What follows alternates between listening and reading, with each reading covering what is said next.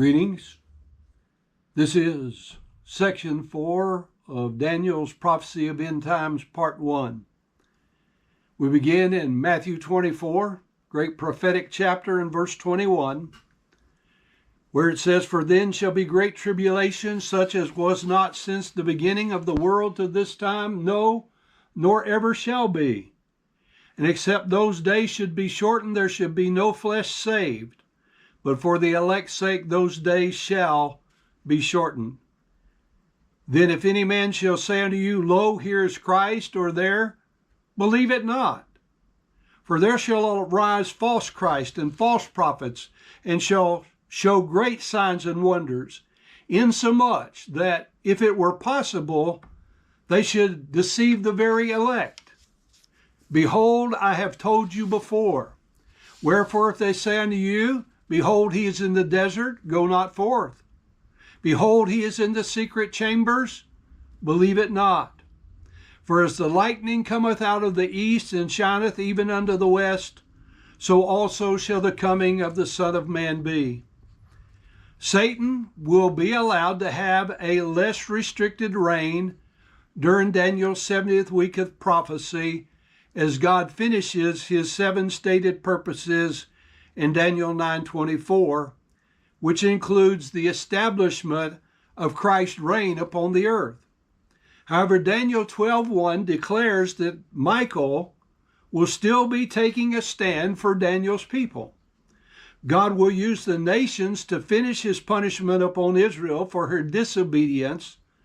Then he will destroy those same nations. The statement that this punishment will eclipse anything that they have ever experienced is a telling one. The nation which we called Israel, or the Jewish nation, suffered much while they were in Egyptian bondage, as recorded in the book of Genesis. They suffered much while they were in captivity under the Babylonians and the Medo-Persians, as recorded in the Old Testament prophetic books of Jeremiah, Lamentation, Daniel, Isaiah, Joel, Zechariah, and Esther. They suffered much during the Holocaust of World War II.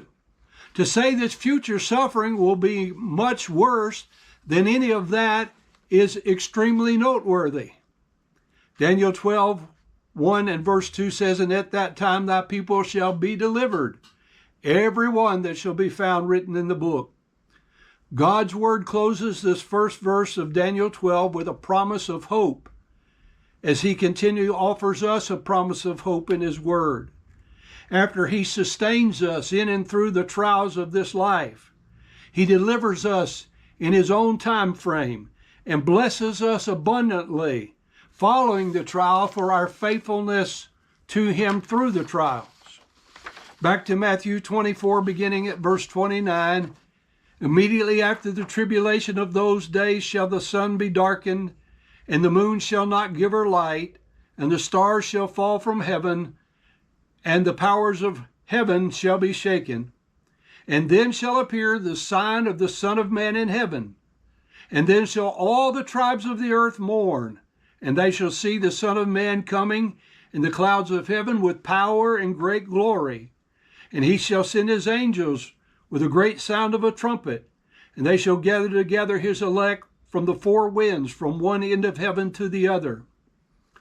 Luke 17:26 and 28 compare the days preceding the second coming of Christ to the days of Noah and the days of Lot.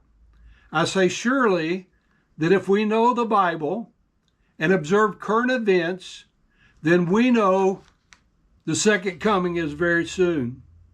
Matthew 24:44 then continues and says, "Therefore be ye also ready, for in such an hour as ye think not, the Son of Man cometh." Michael served Israel before she became a nation. Michael had served Israel since she became the nation of Daniel's people, and Michael will continue to serve him in these prophesied troubles of the last days.